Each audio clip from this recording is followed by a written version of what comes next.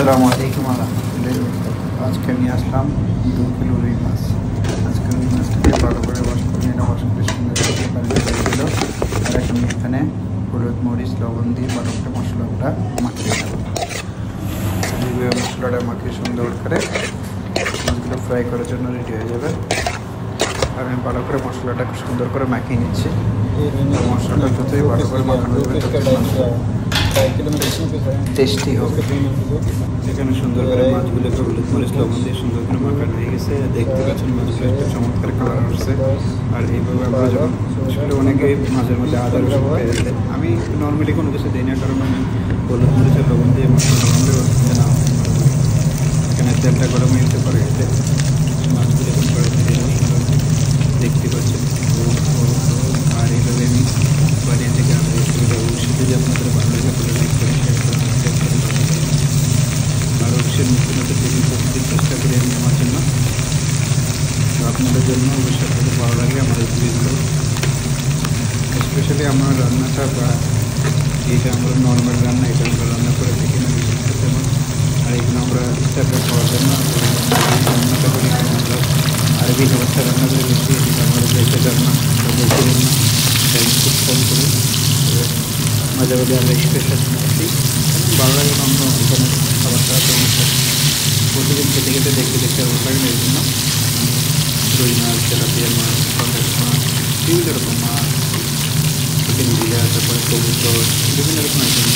আরেকটা ব্লগ আসছে দেখতে, আর মাছগুলো দেখতে দেখতে বাড়িতে দেখতে এক সাইড থেকে সুন্দর করে রান্না করে বেরিয়েছি। আর রুই মাছের টেস্টটা অন্যরকম।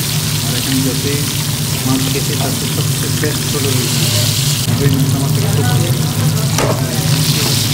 মাছগুলো সুন্দর করে রান্না করে, আর এই অরিজিনালি ভেজিনারি মাছটা কী বলবো ভাই, অবশ্যই সেই স্বাদ মাছগুলো ফ্রাই করে করে পরে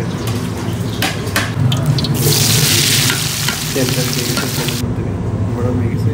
পেঁয়াজ রসুনগুলো দিয়ে দিলাম সুন্দর করে, পেঁয়াজ রসুনগুলো দিয়ে এখানে আমার পেঁয়াজটা ব্রাউন কালার হয়ে গেছে। আমি এখানে আদা রসুনের যে পেস্টটা ছিল পেস্টটা দিয়ে দিলাম। আর পেস্টটাকে ভালো করে কষানোর পরে আমি এটাকে এইভাবে কষিয়ে নেব সুন্দর করে। আর যে কোনো তরকারি পাকাবেন এখানে মশলা নেই, মশলাটা অবশ্যই আপনারা দেখতেই পাচ্ছেন কী কী মশলা, হলুদ মরিচ জিরা, ফিশ মশলা স্পেশাল আছে, গরম মশলা আছে। এখানে মশলাটা পাকানো হয়ে গেছে। এখানে আমি মরিচটা টমেটো দিয়ে দিলাম।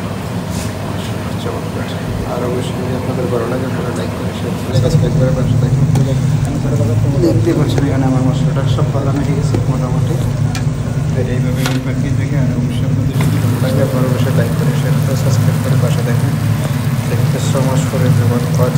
আর লাস্ট অব্দি দেখবেন ভিডিওটা। আপনারা যদি লাস্ট অব্দি না দেখেন অবশ্যই ভিডিওটা মজা করবেন।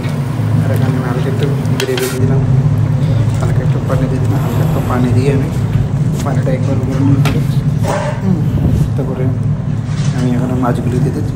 মাছগুলি এখানে দিয়ে দিচ্ছি। Wow wow wow, just look like wow, মাশাআল্লাহ। এখানে আমি দিয়ে দিলাম সবগুলো মাছ। আরে বাহ বাহ বাহ, মাশাআল্লাহ মাশাআল্লাহ। রুই মাছের মাথাগুলি খেতে ওয়াও চমৎকার লাগবে, আর খেতেও সুস্বাদু হবে। আর এইভাবে আমি মাছগুলো সুন্দর করে সাজিয়ে দিলাম। সবগুলো মাছ দিয়ে দেবেন। এভাবে মাছগুলো দিয়ে দেবেন। মাছগুলো দিয়ে এখানে ঢাকনাটা লাগিয়ে দেবো 5-7 মিনিটের জন্য। 5 মিনিট পাকাবো ঢাকনাটা দিয়ে সুন্দর করে। দেখতে পাচ্ছেন মাশাআল্লাহ, দেখতে পাচ্ছেন কত সুন্দর চমৎকার গ্রেভিটা হয়েছে, মাখা হয়ে যাবে। এখানে আমি হয়ে গেছে মাছটা। আমি এখানে 5 মিনিট পরে ফেলে দেখলাম যে মাছটা হয়ে গেছে। এখানে আমি ধনে পাতাটা সুন্দর করে সাজিয়ে দিলাম। আর অবশ্যই আপনাদের যদি ভালো লাগে তাহলে লাইক করে শেয়ার করে সাবস্ক্রাইব করে পাশে থাকতে। Thank you so much for your watch. Thank you guys, love you.